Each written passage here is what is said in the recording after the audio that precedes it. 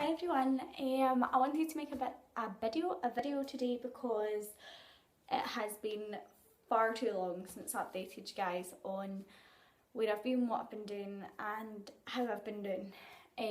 So basically I'll start with the positive because of course there's going to be positive and negatives.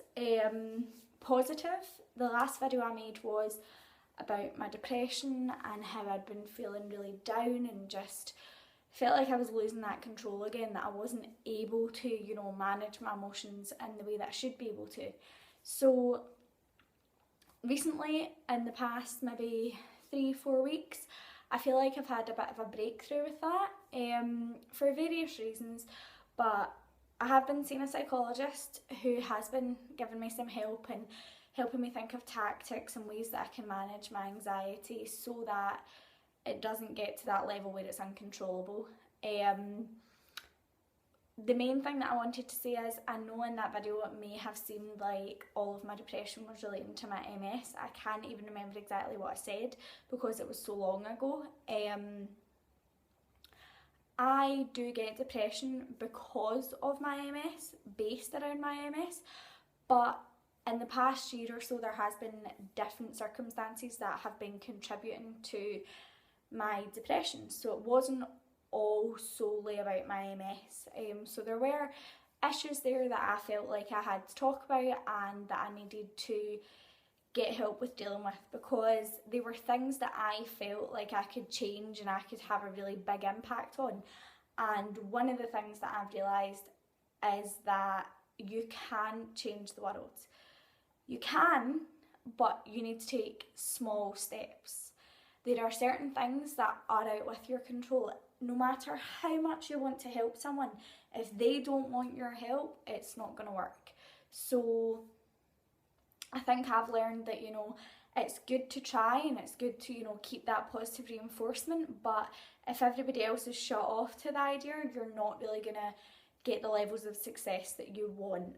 So I think that's been a big realisation with me, that it's okay not to make a massive difference in a really short space of time. Just having discussions with people and taking baby steps is sometimes the best way to approach things. Also, another thing that I think has really helped with me sort of getting through the depression and becoming a more positive person is I didn't really have any hobbies. I had friends, I spent time with my friends, I spent time with my family, that was fine. But when I was younger, I was one of those children that could not sit still, could not stay in the house. I had to be out all of the time. I used to swim, I used to do trampoline and gymnastics. I was one of 2 girls in my PE class, and then the other, I think, 24 people were boys. So I've always been like a really sporty person, and understandably through MS, through my symptoms, that hasn't been possible over the past few years. And I think every time I seem to get back into it, there's a setback and it's really discouraging.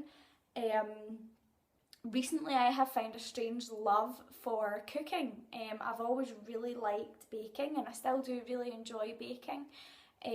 But I've really fallen in love with cooking. So I think my mum and dad are enjoying it because it means they don't need to cook all the meals. And I have sort of a 75-80% success rate. A couple of the meals I've made haven't been too fantastic, but that's all part of the process. And I think the reason that I feel really happy doing that and I feel really encouraged by it is, even when I'm ill, I'll still be able to do that. Whereas when I'm ill, I might not be able to go to the gym, I might not be able to go for a swim, I might not be able to go out running, but I can always take a chair into the kitchen and cook or bake a cake or do things like that. So I think that that's really helped me sort of be more positive, because like I've said in past videos, I don't always want to go out and drink and party and do things like that. So it's nice to have those other options of things that I can do while other people are maybe out doing other things. Also, I, over the Christmas period, have become a massive movie lover. There's nothing I like more than to sit down with some treats, my sister, my dog, and just watch a good DVD. Downstairs, my DVD player's broken just now in my room, but downstairs we went from having the Harry Potter box set, which was the only DVDs we had down there, and we now have about 30, just because whenever I take them down I don't bring them back up, so we're building up quite a collection downstairs.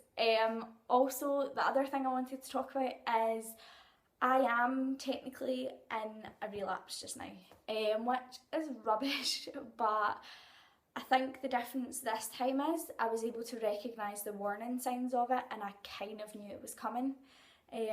So I was able to prepare myself mentally, which was a big help. Basically, about a month ago I started getting really bad pains in my feet, and I didn't know what it was. A couple of people suggested that it could be plantar fasciitis because my mum has that, but turns out it was just warning signs of this relapse that was coming. I have said in previous videos I get B12 boosters because I was getting pins and needles and I was low on B12, so they put the two together in a wee box and said that that was what the problem was. However, I kept getting pins and needles, and I would go for my booster and 2 days later they'd be back more severe than ever. So I got my blood tested before I got my booster to see what my levels were at, and I was actually on the high side of average. Average is between something like 200 and 900, and I was 695, so I'm really not low on B12. I'm still getting the boosters because it doesn't do any harm, but that then said that my pins and needles were because of my MS, and I went for my treatment on Wednesday of the second week of January, and it was hellish. They couldn't get the cannula in my arm. I was getting really stressed out and lightheaded and panicky, and by the time they did, it was just such an ordeal that I was totally dead on my feet. Went home, went to bed because I was exhausted, and I got my treatment at 9 in the morning, so I was home by early afternoon. Went straight to bed, and when I woke up the next morning I had severe pains in my legs and I was walking funny, and it just sort of got worse as the week progressed. I phoned my nurse on the Friday. She said to leave it over the weekend, and on the Monday things had worsened, so I'm now on pregabalin, which has been a big help. It sort of brought me back to where the pain is bearable, and it's improving sort of every day. Today's been a bit of a bad day. I got up this morning, well, I woke up at 3 and I had pins and needles so bad all the way through my legs that I couldn't feel them.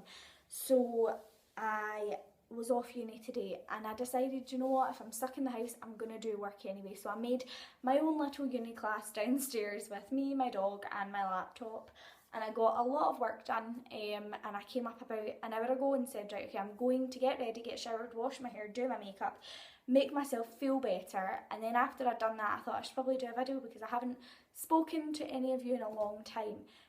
Also, I just wanted to say I've only just figured out how to read my comments with this Google Plus thing that's going on, and I had so many nice comments that people had left, and it just made me feel so happy, and it made me really want to, you know, film this and update you guys.